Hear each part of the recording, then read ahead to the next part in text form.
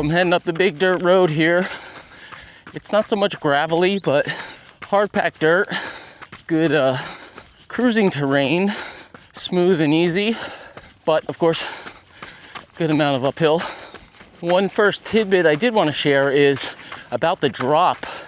The stack here is 49.41. That's pretty massive.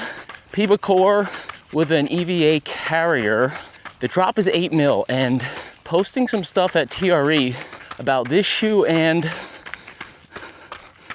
let me grab that.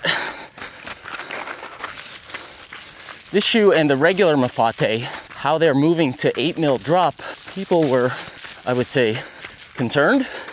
After running in this shoe a couple miles now up the hill, even right out of the box, I'd say I would not be concerned about that higher drop.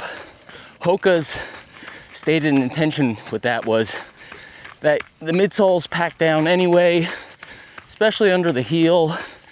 If you put something at 4 or 6, a lot of times it'll effectively end up, or at least feel lower than that. And I have to say, this does not feel like a normal 8 mil drop. It feels pretty balanced overall.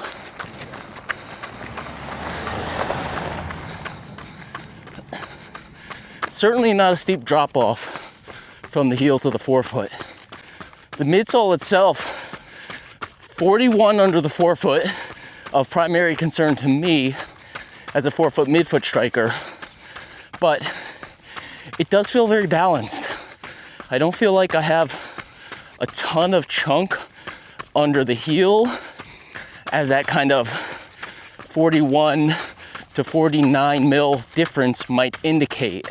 I don't feel like I'm dragging a heel behind me as with some other shoes, for example the Zagama 2. But this does not feel pillowy soft. I would say there's probably more EVA in the mix, and I can get that hint of PIBA under the foot. So it doesn't feel harsh. Of course, you have a carbon fiber plate in the mix, so it's pretty stiff overall. I think that healthy amount of foam between the EVA and the PIBA dampens the harshness of the carbon fiber plate, but it's not super soft. I'm kind of surprised. Like the Tecton X3, that squish in that shoe, and the shoe I mentioned before, Zagama 2, that Zoom X foam. Like if you're looking for just softness, those two definitely have a way softer feel than this one. The weight is definitely a thing. 12.4 ounces in my US 10. That's pretty hefty, but I mean, at a certain point, you can't just keep going up and up and up and up and not expect to give something away. They didn't really make any, I guess, kind of considerations for making it a super lightweight shoe, perhaps in the regular Mafate, but the upper's kind of standard, not super stripped down. Of course, that amount of foam, the plate, not full coverage outsole, but Vibram Mega Grip, good amount of rubber underfoot.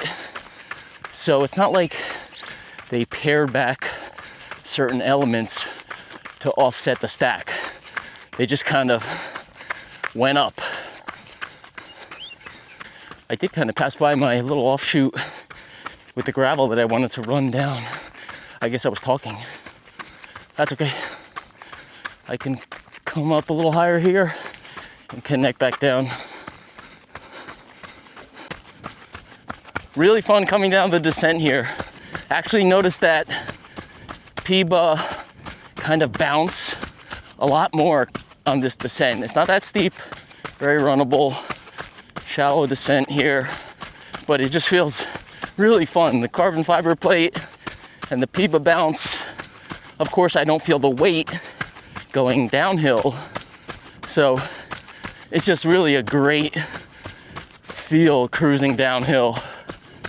Couple little rollers here generally on the way down, and I noticed right away the weight, feels so good cruising down. Then I hit a little uphill kind of roller, and then I'm like, oh yeah, it's heavy. Come to a bit of a more windy, rocky section here. We'll see how they hold up, if I can manage them at 41, 49 underfoot.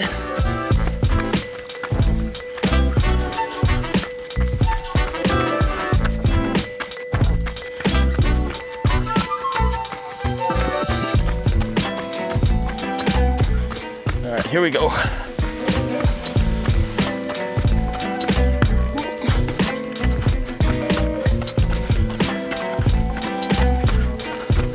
Maybe a little more careful than other shoes, but fine enough.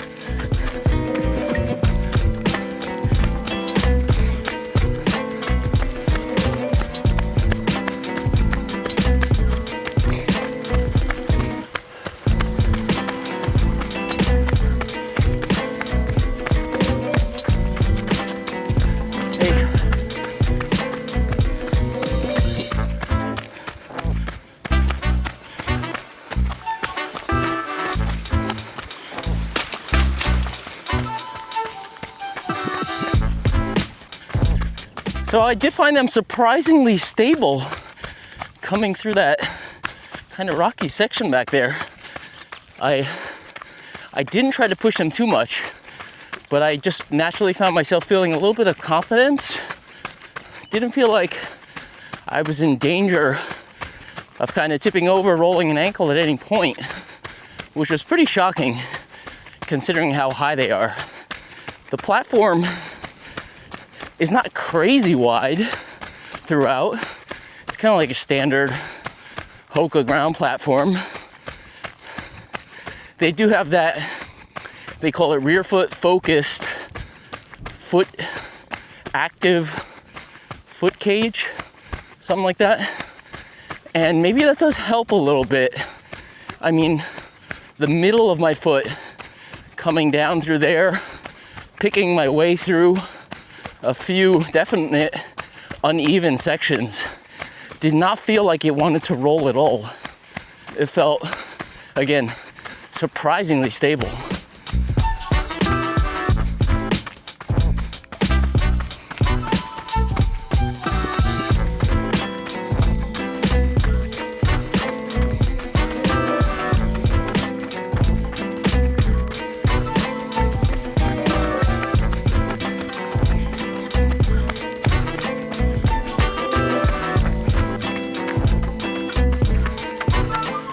A little bit flat in that section there. It cruised very well. Like in flats, feels great downhill. Flats feel very cruisy, very comfortable. I think it's just the weight on the uphill kind of sticks out as I'm heading up now. Gravel.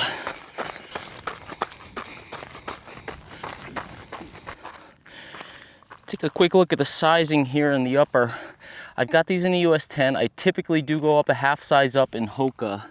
I'm about a full, maybe a touch less than a full thumb's width at a US 10, which is perfect for me.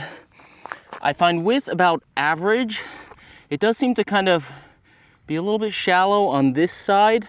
I felt it more in the beginning of the run after about, I don't know how many miles here, 8 miles or so. Of course, you're gonna get some bedding in with this amount of foam. So I don't think vertical volume, vertical space is going to be an issue in this shoe. It rounds out nicely. It's not a torpedo shape. This is not a speed goat fit, which does not work for me. It fits more like the Mafates, which do work for me. So I do like this fit. Huge cushioning around the interior of the heel. The shoe is very stiff.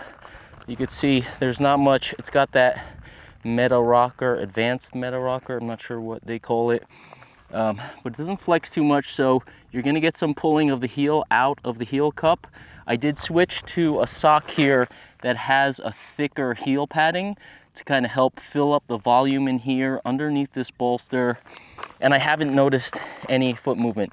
When I had thinner socks in, I can definitely feel my heel wanting to pull up here. Again, it's so stiff. You have the carbon plate.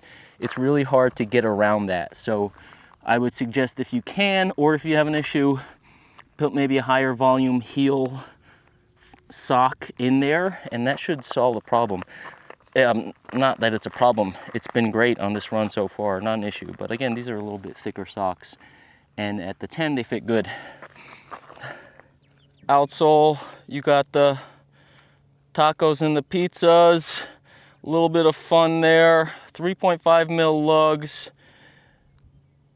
Not full coverage, but you have to keep some weight down. Look, I guess you may catch some rocks in there if you are going to be on gravel. That was not planned. Yeah, it seems to be performing well in the dry terrain. I went through those streams, hit some kind of rocks after that. Didn't get any slippage. It's Vibram Mega Grip, so you should be good on the outsole. So this is the kind of gravelly connector where I lost my drone. A little afraid to use it here now, but I'm running up it this time. I'm gonna go back down the hill, and this shoe is gonna be really fun running down that dirt road. Just the softness, the cushion, it's gonna eat it up. It's gonna be fun. I saw the water sprayer truck coming here. That's why it's a little moist. They spray down this road to contain the dust when it's very dry.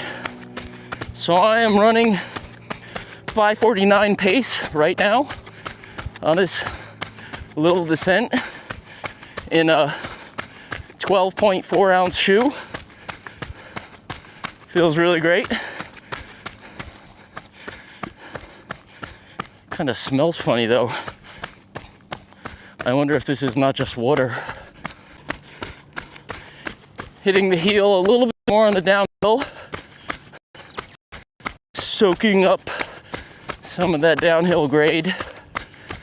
Don't really feel any foot sliding. Pretty secure in there. I'm at 5:29 at this moment. Foothold is good on the descent. So that's a wrap for the first run in the HOKA MAFATE X. I hope you enjoyed coming along with me on this one.